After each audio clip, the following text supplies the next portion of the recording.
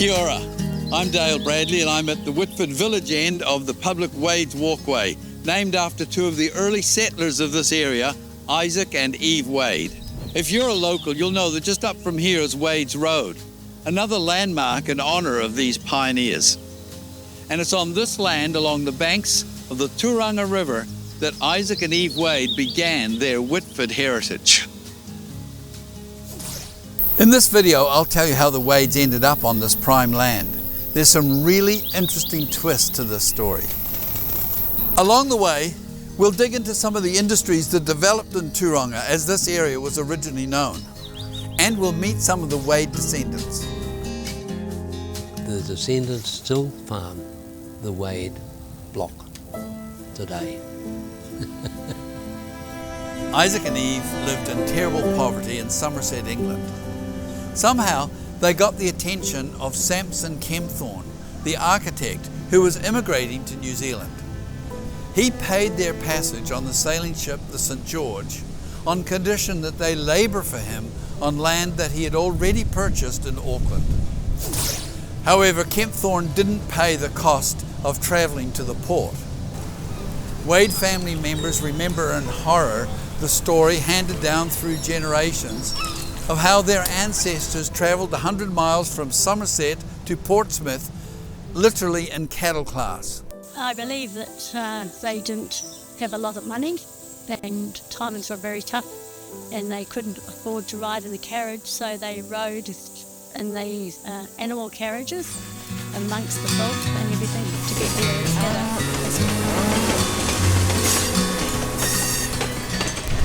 The Wades were among the first Europeans to arrive in this land, which had been originally settled by Maori, who at that time numbered over 90,000. New Zealand had only just been designated as a British colony at the signing of the Treaty of Waitangi, only 2 years earlier. And the first governor of New Zealand, William Hobson, had only been appointed a year earlier. The number of Europeans in New Zealand when the treaty was signed is estimated to be 2,000. Within 10 years, that had grown to over 22,000, while the Maori population, who suffered badly through European disease and war, had decreased by almost a quarter to 65,000.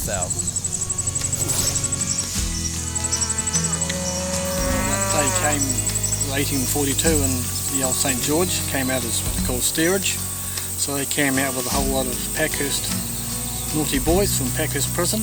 Barry's talking about the fascinating passenger list on the sailing ship the St. George. Not only did it carry the Kempthornes and their labourers, the Wades, and other fare-paying passengers, it carried 92 Parkhurst prisoners, all young boys aged 12 to 19, who had been trained as cobblers or tailors, a very important contribution to the nation-building effort. And there was 4 of them were sponsored out by the Kempthorne family. They called them, and that was called steerage. So they spent, I think it was about 10 years in Point England, paying off their passage. They also built the church up in Karamarama, the big stone one up the top of the hill. This surveyor's trig station sits on the highest point in Whitford. It's a great reminder of the huge effort that went into planning for future developments and communities in our area. The plans and strategies to build nation went well beyond bringing in a few prisoners to make sure that there was enough clothing and footwear for the many settlers who were expected. Surveying of the land was an urgent need.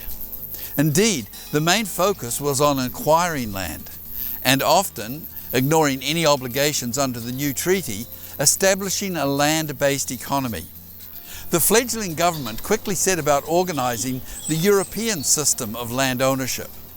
That required surveyors to create the town and rural plans, and to create land titles. The earlier surveyors of Turanga are renowned names like Felton Matthew and Charles Heafy. And this is where there is a fascinating connection to Isaac Wade, but I'll come back to that later.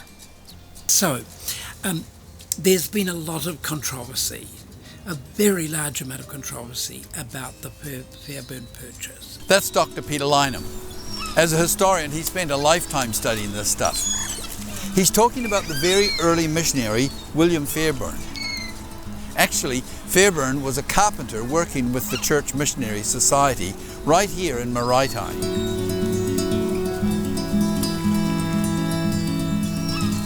This historical plaque was placed here by Alan LaRoche, the local historian who has done extensive work on the area and is widely quoted.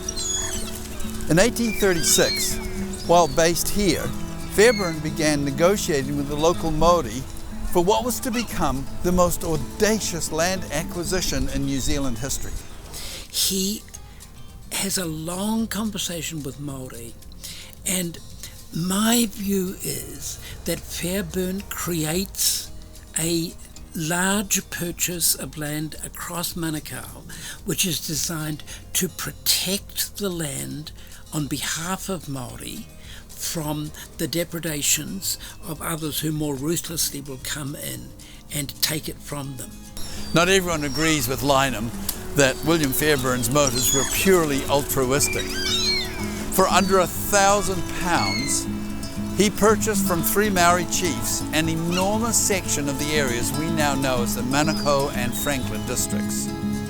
Some estimates have the size of the purchase to be over 80,000 acres. We'll never know what good or bad Fairbairn would have done with this land, because shortly after the Te Tiriti o Waitangi was signed, the new government stepped in and confiscated 2/3 of the property that Fairbairn thought he was holding in trust for Maori. But rather than returning the territory back to its original owners, George Grey and his officials broke it up and sold it to settlers, and thus created a significant income to finance government activities. And this is where Isaac Wade comes back into the story.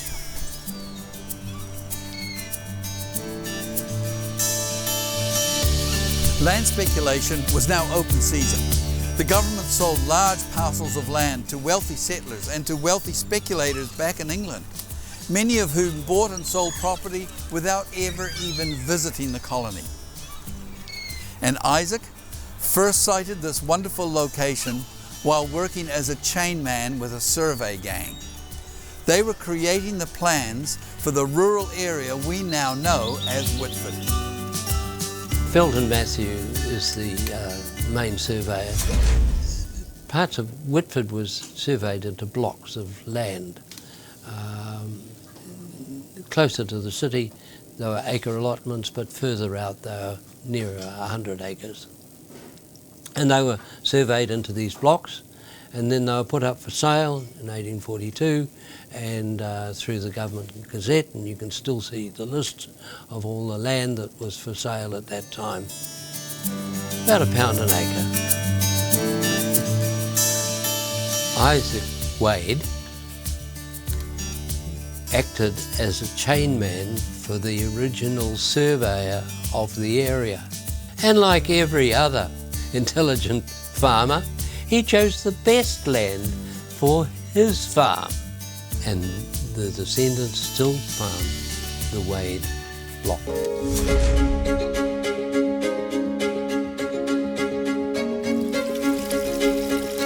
That's a statue of Sir John Logan Campbell. He's another early settler, and he's known for his generosity to Auckland. I'm here in Cornwall Park for a good reason. You see, while this magnificent space was a generous gift, Sir John not only became wealthy by trading with other settlers, it seems he also made huge profits from buying and selling of land. And that's the connection to Isaac and Eve Wade.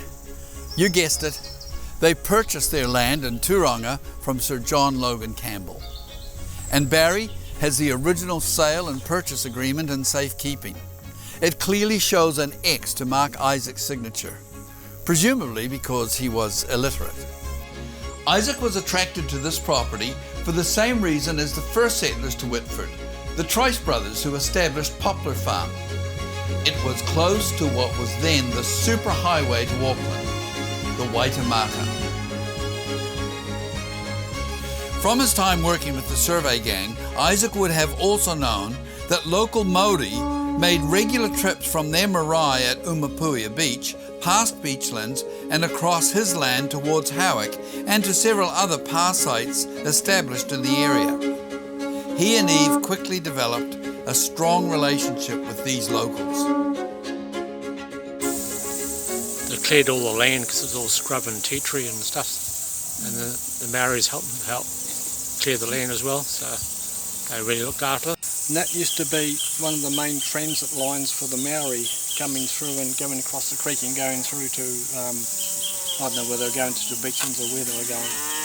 So obviously the tide wasn't right. They'd be stopping talking to Eve, or waiting for the tide. And Eve became very fluent in Maori. The land was covered in scrub and manuka. It took many years to clear, but that created an income, as there was always a market for firewood. There's not a lot of detail about the first cottage built by Isaac Wade, but some records suggest that it was an early example of pre-cut, pre-nailed construction, with the framing of the house arriving on one of the steamboats that were becoming a very popular form of transport on the Waitemata. Today's Wades recall being raised as children in this, the original homestead. I think we had one bed where we used to top and tail, Yeah. and the four of us in there. I can remember pushing Heather and Frank, the twins, in the pram, pushing them down the steps. They bellied out onto the grass and survived. We also had over there we also had a big well, which we weren't supposed to, when parents weren't looking, we used to pull the lid off and throw stones down to see how far they'd go. Most of the households had at least a cow, lots of chickens and a goat, and they found that was for their own self-sufficiency. And of course, goats, you get milk from goats. And if you needed meat, you could kill a goat. And you hadn't got the problems that if you killed a cow, you had to get rid of it quickly because you didn't have the refrigeration that we have today. If you killed a goat, the family could eat it within a few days. Most of the women learnt very quickly that they could make the butter overnight. They would stamp it with a stamp, an identifying stamp, perhaps an acorn or a tree or whatever, and they'd wrap the leaves in cabbage, pack them in big crates and put them on the ship and hope they'd get to Auckland.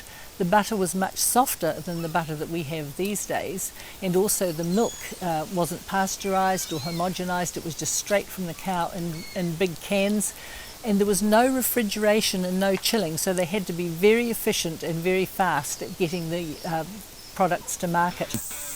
The butter would go up to King's Wharf in Auckland on the boat. So they used to row the boat out, catch the steamer, going to Auckland, and the butter would go up there, or the cream would go up there to make butter.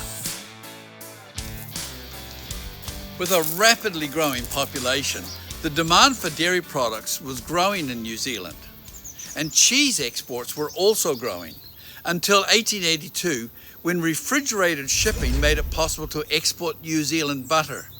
Then the dairy industry really took off. This lovely historical building was built by Isaac and his sons as a creamery so that they could separate the cream from the milk themselves. But it's not the only bit of fascinating memorabilia to be found on this Wade property.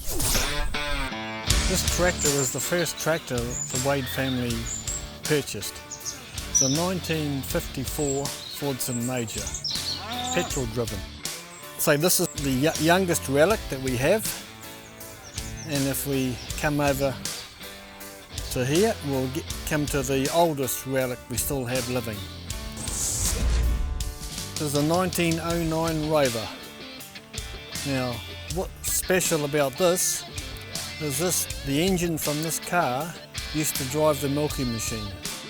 So the engine was removed from this car and the car was taken out in the paddock and just dumped. So the car was nothing but a piece of rotten metal and a few wheels, and the guy bought it and picked them up in '59 and took him 16 years to rebuild it. Barry's grandfather used the engine from that old Rover to power his milking shed, as there was no electricity available. You can imagine that Barry was very excited to be able to purchase the restored vehicle and bring it back to its Wade home. What's significant about this car is we think it's the only remaining 12 horsepower Rover engine left in the world. Whitford was an ideal dairy farming location, being so close to the Auckland domestic market and to the ports of Auckland, which enabled produce from Whitford to be exported all over the world. Barry recalls a time when almost every farm in Whitford was in the dairy business. All but 4 families were dairy farmers. One was the IGA storeman, 2 were builders, and 1 was a sheep farmer. We changed from the old way of milking to machines, and in the end Dad built a herringbone cow shed up at the top of the farm, and then we had that going, which we got up to about 125 in the herd or something.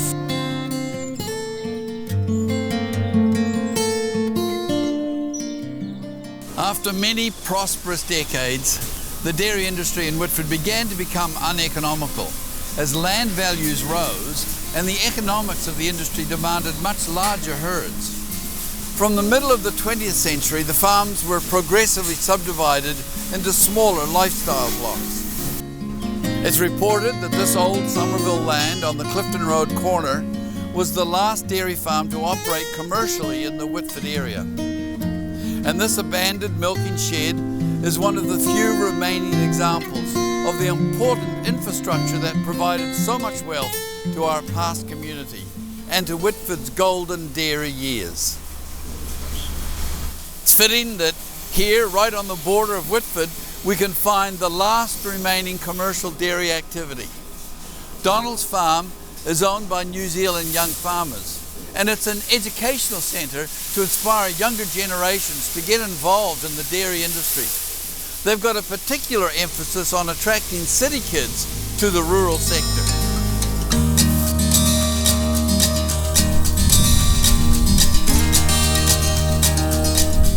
The bricks for this historical building came from another important early Whitford industry, the highly successful Granger Brickworks. And these bricks are not the only connection that the Wades had to that enterprise. Just across the Turanga Creek, where the Pony Club now sits, was the site of the brickworks. And the second generation of Wades diversified and became a local cartage contractor to the Grangers and others. This old Whitford wharf became very important as, of course, there were no trucks to carry freight. Many of the settler farmers had their own jetties along the Turanga Creek. But the Wades were not the only people to use this wharf. The original wharf was built in 1850 and it's been a very popular destination for ferries and other cargo boats. And then in the end, the Wade family built a boat called the Standard, and they used to cart all the bricks up to Auckland. Its name came from the petrol-fueled Standard engine that powered the vessel. The Standard, yes. And if you know St Heliers very well, if you go out there with a snorkel, the boat was going up to Auckland and there was a bit of a swell and the boat tipped over. Taking bricks is very heavy, and the whole load was emptied off St Heliers Bay en route. Well, that's the first time I've heard what happened to it. Be interesting. Another interesting twist to the story is that Isaac and Eve arrived in New Zealand as the Wards, but the immigration officer recorded their name in error. The story is that there might have been a mix-up in the names, and that because of the strong English accent, they mistook Ward for Wade. Isaac's brother arrived in New Zealand in 1865 and he settled in Clevedon, and he was always known as Charles Ward.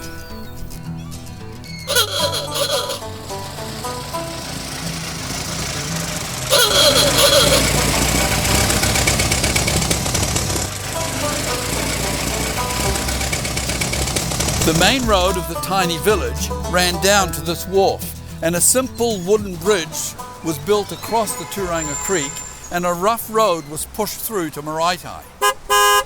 The very busy road that runs through Whitford that we know today was built in the 1950s as a bypass to the village.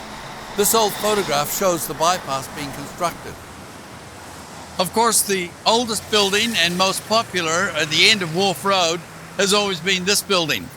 It was originally the general store, and then it became the IGA, owned and operated by the Mail family.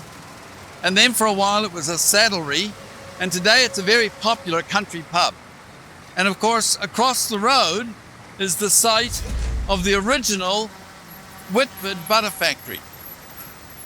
And then on the other side of the road, another very important historical building, and that's the Whitford Community Hall. It's situated on land that was donated to the Whitford community by the LD Nathan family.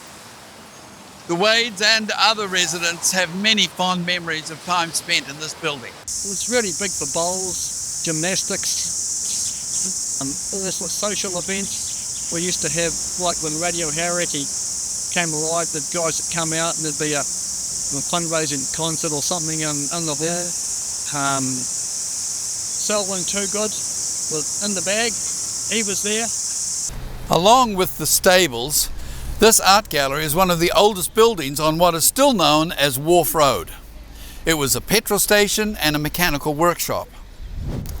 The Wades also remember the post office and the telephone exchange, which was also on this road. About 30 years after the Wades arrived, the young village changed its name from Turanga to Whitford. Several theories exist to explain this change. Apparently, one issue causing frustration was that a large amount of mail from Europe was ending up in Turanga by mistake.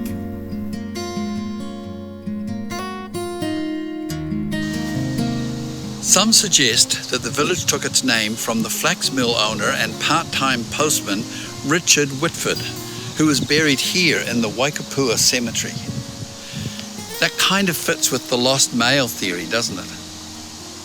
Another suggestion is that it's named after the original LD Nathan farm on land that is now the Whitford Park Golf Club. That farm was originally named White-Ford, F-O-O-R-D, Whiteford Park. But we'll never know for certain why the name was changed from Turanga to Whitford. The records show that for successive generations, the Wades have been very active in community activities and continue to do so today. A feature of the Wade property today is this olive grove. It's common for olive trees to live for hundreds of years. Today, there are olive groves in the Mediterranean that some date back as far as the Roman and Greek civilizations. In Homer's Odyssey, the olive tree symbolizes stability and endurance. I can't think of a better way to honor the memory of Isaac and Eve Wade and the 7 generations of descendants who have lived on this land, raising families and building the community that we know as Whitford. I felt proud to be a Wade, but humble for what went on before they got here. I mentioned all we've broken up, I suppose, into housing and everything else, like the rest of Auckland City. Oh, I'm extremely proud. Yeah, I tell everyone that I'm a Pākehā Tangas Whenua. It would be sacrilege. It's like selling your grandmother if you sold this farm. But we're here to look after the land and keep it going,